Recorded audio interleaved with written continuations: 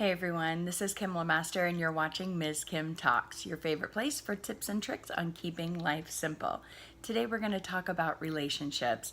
I had a moment last night when I got home after 12 or more hours at the hospital with my dad, and it was super late. I got in after midnight and I walked in the door and all I wanted to do was just go upstairs and go to bed. That's all I wanted to do.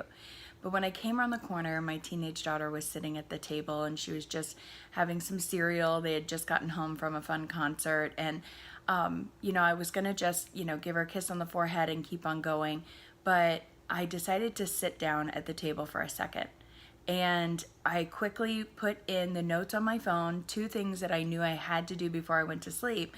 And then I turned my phone face down on the table. And I just took a minute and I looked her in the eye and I said, "Hey, how was the concert tonight?"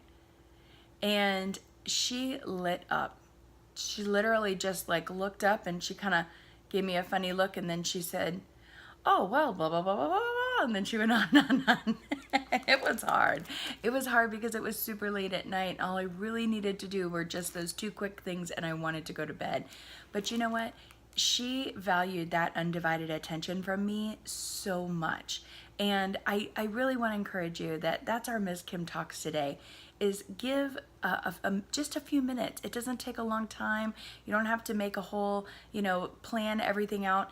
Just take a few minutes when you're passing through the house or when you are sitting somewhere and you can just send a text to somebody and just tell them you're thinking about them. Or maybe you just make a special stop by somebody's work and just say, "Hey, I just wanted to give you a hug and say I've been thinking about you."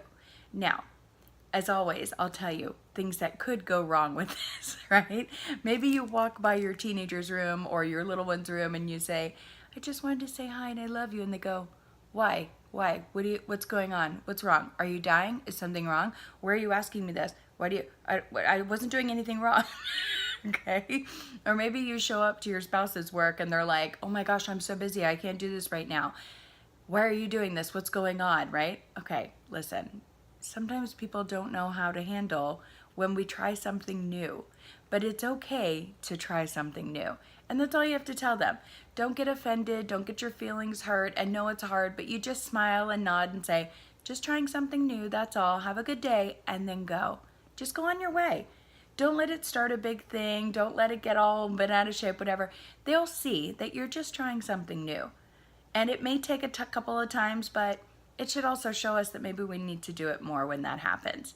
So I encourage you to just take a minute for somebody in your life, whether it be a friend, a family member, but especially your kids. This is one of the hardest things that I struggle with because my kids are grown and sometimes they don't need to just sit and chat and do all this, and they're not sitting outside my bathroom door while I'm trying to go to the bathroom, trying to talk to me. But my kids fight for my attention too because I am an extremely busy person. And when I have those brief moments alone with them, they're priceless. So I encourage you, just put the phone down for just 2 minutes or stop for just a second before you head out the door and take a minute to give them a hug and tell them, "Do you know that I love you? Do you know that I miss you? And I would love to spend more time with you later." All right. Thank you guys. I hope you've enjoyed today's Ms. Kim Talks. Be sure to like, follow, and subscribe so you don't